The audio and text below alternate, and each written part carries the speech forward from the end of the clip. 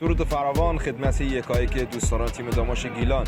در ورزشگاه آزادی هستیم در یکی از آخرین تمرینات تیم داماش گیلان پیش از دیدار با تیم فولادوین اهواز، دیدار رفته پلی آف صعود به لیگ دسته یک، جایی که بازی تو ورزشگاه سردار جنگل انجام میشه. اما امروز تمرین در ورزشگاه آزادی برگزار میشه. البته تمرین با تقریبا میشه گفت استقبال خوب هواداران تیم داماش گیلان همراه شده. ما در ادامه یه گزارش کامل از شرایط تمرینی تیم خواهیم داشت.